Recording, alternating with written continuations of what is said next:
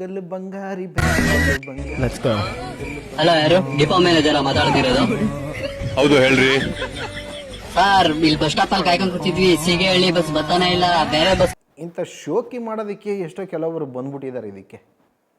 ಇವರು ಕರೆಕ್ಟಾಗಿ ಗಾಡಿ ಓಡಿಸ್ತಾರೆ ಇಲ್ಲೋ ದೇವ್ರ ಹಣೆಗೋ. ಕೆಲವೊಂದು ಸಲ ಇವ್ರ ಮೇಲೆ ಕೋಪ ಬರುತ್ತೆ ಅಂತಂದರೆ ಏನದು ಒಂಥರ ಈ ಚಿಕ್ಕ ಒಂಥರ ಕಾರ್ನ ತೊಗೊಂಡು ರೇಸಿಂಗ್ ಕಾರ್ ತೊಗೊಂಡು ಹೋದಂಗೆ ಬರ್ತಾರೆ ಒಂಥರ.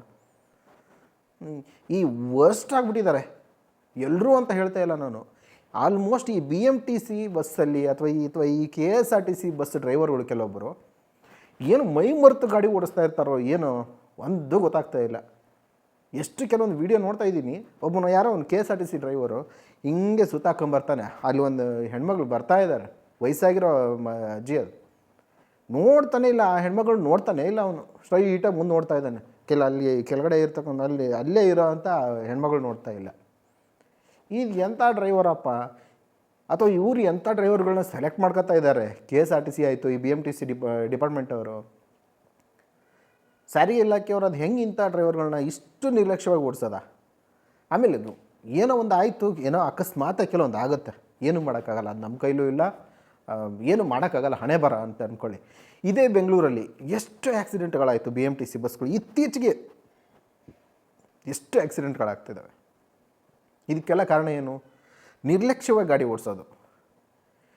ಹಿಂದ್ಗಡೆ ಯಾವ ಗಾಡಿ ಬರ್ತಾಯಿದೆ ಯಾವುದೂ ನೋಡಲ್ಲ, ಸುಮ್ಮನೆ ನುಗ್ತಾ ಇರೋದೆ.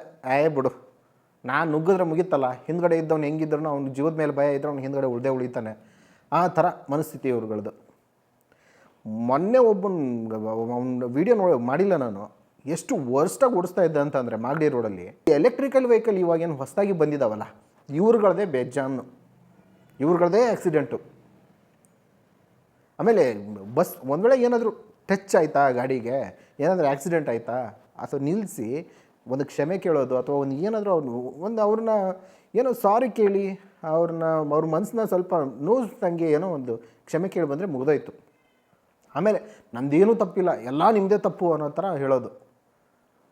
ಈಯಪ್ಪ ಏನು ಜನ ಸೇರಿದ್ದಾರೆ ಅಂದರೆ ಅವ್ರವ್ರು ಒಂದೇ ಗ್ರೂಪು. ಅವ್ನು ಯಾರೋ ನೋಡಿ ಒಂದು ಕಾರ್ಗೆ ಟಚ್ ಮಾಡಿದ್ದಾನೆ, ಟಚ್ ಮಾಡಿ ಆಮೇಲೆ ಇನ್ನೊಬ್ಬರು ಬಂದಿದ್ದಾನೆ, ಅದೇ ಬಸ್ ಅವನೇ, ಎಲೆಕ್ಟ್ರಿಕಲ್ ವೆಹಿಕಲ್ ಬಸ್ ಅವನೇ. ಇನ್ನೊಬ್ಬರು ಬಂದು ಏನಾಯಿತು, ₹1 ಕೊಡೋಕೆ ಹೋಗಬೇಡ, ಅವನೇನು ಮಾಡ್ಕೊಳಕ್ಕೆ ಸಾಧ್ಯ ಇಲ್ಲ ಅಂತ ಹೇಳಿ ಹೋಗ್ತಾ ಇರ್ತಾನೆ. ಅಂದರೆ ಅಲ್ಲಿ ಆ ಕಾರಿಗೆ ಟಚ್ ಆಗಿರಿದೆಯಲ್ಲ, ಬಂದು ಅವ್ನು ತಪ್ಪಾಗಿರೋನು, ಅವ್ನು ಸುಮ್ಮನೆ ನಿಂತ್ಕೊಂಡಿದ್ದಾನೆ, ಆ ಡ್ರೈವರು, ಎಲೆಕ್ಟ್ರಿಕಲ್ ಬಸ್ ಡ್ರೈವರು.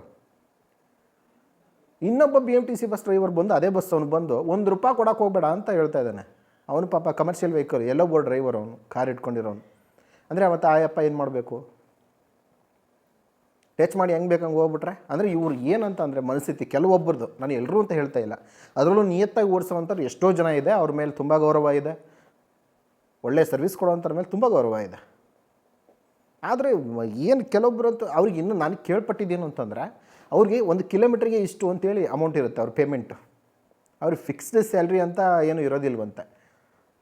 ಅವ್ರಿಗೆ 1 ಕಿಲೋಮೀಟ್ರಿಗೆ ಇಷ್ಟು ರೂಪಾಯಿ ಅಂಥೇಳಿ ಇರುತ್ತಂತೆ. ಹಂಗಾಗಿ ಅವರು ಕಿಲೋಮೀಟ್ರ್ ಜಾಸ್ತಿ ಓಡಿಸ್ಬೇಕು, ಅವ್ರ ಅರ್ನಿಂಗ್ಸು ಜಾಸ್ತಿ ಮಾಡ್ಕೋಬೇಕು. ಈ ನಿಟ್ಟಲ್ಲಿ ಅದಕ್ಕೆ ಏನು ನೋಡಿದ್ರೆ ಹೊಡಿತಾರೆ. ಈ ಟಿನ್ ಫ್ಯಾಕ್ಟ್ರಿ ಹತ್ರ ಸುಮಾರು ಒಂದು 7 ತಿಂಗಳು ಹಿಂದ್ಗಡೆ ಟಿನ್ ಫ್ಯಾಕ್ಟ್ರಿ ಹತ್ರ ಒಂದು ಆ್ಯಕ್ಸಿಡೆಂಟ್ ಆಯಿತು. ಎಷ್ಟು ಭೀಕರವಾಗಿತ್ತು ಅಂತಂದರೆ, BMTC ಅವನು ಮುಂದೆ ಹೋಗ್ತಾ ಇರೋ ಒಂದು ಬುಲೆಟ್ ಗಾಡಿ, ಆ ಬುಲೆಟ್ ಗಾಡಿ ಆ ಇದೇನೋ BMTC ಬಸ್ ಕೆಳಗಡೆ ಆಗಿಬಿಟ್ಟಿದೆ. ಆ ಲೆವೆಲ್ಗೆ ಹೋಗಿ ಗುದ್ದಿರೋದು. ಆ ಹುಡುಗಂದು ಒಂದು ಬಾಡಿದು ಒಂದು ಚೂರು ಹಿಂಗೆ ಬಾಚ್ಕೊಂಡು ಹೋದ್ರೆ ಒಂದು ಬಸ್ ಒಳಗಡೆ ಹಿಂಗೆ ಸಿಗಾಕೊಂಬಿಟ್ಟಿದ್ದಾನೆ ಕೆಳಗಡೆಗೆ. ಈ ಥರ ನಿರ್ಲಕ್ಷ್ಯವಾಗಿ ಗಾಡಿ ಓಡಿಸೋದ. ಇತ್ತೀಚೆಗಂತೂ KSRTCದಾಯಿತು, BMTCದು ಅಂತೂ ಹೆವಿ. ಟಿನ್ ಫ್ಯಾಕ್ಟ್ರಿಲಿ ನಡೆದಿರ್ತಕ್ಕಂಥ ಘಟನೆ ಮಾತ್ರ ತುಂಬ ಭಯಂಕರವಾಗಿತ್ತು, ಭಾಳ ಹಾರಿಬಲ್ ಆಗಿತ್ತು. ಯಾಕಂದರೆ ನೋಡಿ, ಆ ರೋಡ್ ಪೂರ್ತಿ ಅವತ್ತು ಆ ರೋಡು ಒಂದು 4 to 5 ಅವರ್ಸು ಆ ಕಡೆಯಿಂದ ಏರ್ಪೋರ್ಟ್ ಹೆಬ್ಬಾಳ ಕಡೆಯಿಂದ ಬರ್ತಿರೋ ಆ ರೋಡೂ ಫುಲ್ ಬ್ಲಾಕು. ಈ ಕಡೆಯಿಂದ ನಗರಿಂದ ಬರೋರು, ಆ ಕಡೆ KR ಪುರಂ ಕಡೆಯಿಂದ ಬರೋರು, ಹೊಸಕೋಟೆ ಸೈಡಿಂದ ಬರೋರು, ಎಲ್ಲ ಕಡೆ full block. Because of this accident. ಜೀವ ಅನ್ನೋದು ಒಂದು ಸರಿ ಅಷ್ಟೇ ಬರೋದು. ಎದುರುಗಡೆ ಇದ್ದವ್ರಿಗೆ ಏನೂ ಆಗಲ್ಲ. ನೀವು ಗಾಡಿ ಟಚ್ ಮಾಡ್ಕೊಂಡು ಹೋಗ್ಬಿಟ್ರೆ, ಯಾರಿಗೋ ಒಂದು ಆ್ಯಕ್ಸಿಡೆಂಟ್ ಆಯಿತು ಅಂತಂದರೆ, ಆ ಗಾಡಿ ಡ್ಯಾಮೇಜ್ ಆದರೆ ಪ್ರತಿಯೊಬ್ಬರೂ ದುಡ್ಡು ಇರೋವಂಥರೇ ಇರಲ್ಲ. ಎಷ್ಟೋ ಜನ ಕಮರ್ಷಿಯಲ್ ವೆಹಿಕಲ್ಸ್ ಇಟ್ಕೊಂಡಿರ್ತಾರೆ ಕಾರ್ಗಳನ್ನ, ಅವ್ರಿಗೆ ಎಷ್ಟು ತೊಂದರೆ ಆಗುತ್ತೆ. ಒಂದಿನ ಗಾಡಿ ನಿಂತರೆ ಅವ್ರಿಗೆ ಎಷ್ಟು ಲಾಸ್ ಆಗುತ್ತೆ. ಆಮೇಲೆ ಅಷ್ಟೆಲ್ಲ ಅವರು ಗಾಡಿ ಸರಿ ಮಾಡಿಸ್ಕೊಂಡು 2-3 ದಿನ ಟೈಮ್ ತೊಗೊಂಡು ಆ 2-3 ದಿನದ ಒಂದು ದುಡಿಮೆ ಯಾರು ಕೊಡ್ತಾರೆ? ಅವ್ರ ಕಮಿಟ್ಮೆಂಟಿಗೆ ಅವ್ರು ದುಡಿಯೋದಕ್ಕೆ ಅಷ್ಟಕ್ಕಷ್ಟಕ್ಕೆ ಸರಿ ಹೋಗ್ತಾ ಇರುತ್ತೆ. ದಯವಿಟ್ಟು ಎಲ್ಲ ಚಾಲಕರು, ನಾನು ಬರೀ BMTC ಬಸ್ ಡ್ರೈವರ್ಸೇ ಅಂತ ಹೇಳಲ್ಲ, ಪ್ರತಿಯೊಬ್ಬರೂ ಕೂಡ ಹುಷಾರಾಗಿ ಗಾಡಿ ಓಡಿಸಿ ಅಷ್ಟೇ. ಈ ವಿಡಿಯೋ ಉದ್ದೇಶನೇ ಅದಾಗಿತ್ತು. ಡ್ರೈವರ್ಗಳು ಇತ್ತೀಚೆಗೆ ಜಾಸ್ತಿ ಹಾರ್ಟ್ ಅಟ್ಯಾಕ್ ಆಗಿ ಸಾಯ್ತಾ ಇದ್ದಾರೆ. ಸೊ ಅದ್ರ ಬಗ್ಗೆನೂ ಗಮನ ಇರಲಿ. ಯಾಕೆ ಡ್ರೈವರ್ಗಳಿಗೆ ಹಾರ್ಟ್ ಅಟ್ಯಾಕ್ ಆಗ್ತಾಯಿದೆ ಅಂತ ನೋಡೋದಾದರೆ, ಹೆಚ್ಚಾಗಿ ಸ್ಮೋಕ್ ಮಾಡ್ತಾ ಇದ್ದಾರಲ್ಲ ಅವರು, ಆಮೇಲೆ ಟೈಮ್ ಸರಿಯಾಗಿ ಊಟ ಮಾಡದೇ ಇರತಕ್ಕಂಥದ್ದು. ಈಗ ಡ್ಯೂಟಿ ಇದ್ದಾಗ ಏನು ಮಾಡಿಬಿಡ್ತೀರಾ ಡ್ರೈವರ್ಗಳೆಲ್ಲರೂ, ಏನು ಮಾಡ್ತೀರಾ, ಊಟ ಇವಾಗ ಬೆಳಗ್ಗೆ ಏನು 7 ಗಂಟೆನ 8 ಗಂಟೆಗೆ ತಿನ್ನಬೇಕು. ಆ್ಯಕ್ಚುಲಿ 7:30 ಅಷ್ಟೊತ್ತಿಗೆ, ಆದರೆ 11 ಗಂಟೆಗೆ ಮಾಡ್ತೀರಾ. ಕೆಲವರು ಮಾಡೋದೇ ಇಲ್ಲ, ಡೈರೆಕ್ಟ್ ಊಟ ಮಾಡ್ತೀರಾ. ಕೆಲವರು ಮಧ್ಯಾಹ್ನ ಊಟ ಮಾಡಲ್ಲ, ಡೈರೆಕ್ಟಾಗಿ ಒಂದು 4 ಗಂಟೆಗೆ ಊಟ ಮಾಡ್ತಾರೆ. ಆ್ಯಕ್ಚುಲಿ ಟೈಮ್ ಹೇಳಬೇಕು ಅಂದ್ರೆ ಬೆಳಗ್ಗೆ 7:30 ಟಿಫನ್ ಮಾಡಿರಬೇಕು, ಮಧ್ಯಾಹ್ನ 12:30. ಇಲ್ಲ ಬೆಟರ್ ಡ್ರೈವಿಂಗ್ ಮಾಡೋವಂಥವ್ರು ಮಧ್ಯಾಹ್ನದ ಊಟ ನೀವು ಸ್ಕಿಪ್ ಮಾಡೋದೇ ಬೆಟರ್. ಕೂತಲ್ಲೇ ಕೂತಿರ್ತೀರ, ಊಟ ಮಾಡಿಬಿಟ್ಟು ಸಾಯಂಕಾಲ 6 ಗಂಟೆ ಅಷ್ಟೊತ್ತಿಗೆ, 6ರಿಂದ 6:30 ಅಷ್ಟೊತ್ತಿಗೆ ಊಟ ಮಾಡಿಬಿಟ್ರೆ ಭಾಳ ಒಳ್ಳೆಯದು. ಯಾಕಂದ್ರೆ ಕೂತಲ್ಲೇ ಕೂತಿರ್ತೀರ. ಸೊ ಅವಾಗೇನಾಗುತ್ತೆ, ಮೈ ಜಾಸ್ತಿ ಬರುವಂಥದ್ದಾಗಲಿ, ಬಾಡಿ ಜಾಸ್ತಿ ಹಿಗ್ಗುವಂಥದ್ದಾಗಲಿ, ಈ ಥರ ಎಲ್ಲ ಆಗುತ್ತೆ. ದಪ್ಪ ಆಗೋದ್ರಿಂದನೂ ಕೂಡ ಕೊಲೆಸ್ಟ್ರಾಲ್ ಜಾಸ್ತಿ ಆಗೋದ್ರಿಂದ ಸೊ ಅದಕ್ಕೂ ಹಾರ್ಟ್ ಅಟ್ಯಾಕ್ ಆಗೋ ಚಾನ್ಸಸ್ ಇರುತ್ತೆ.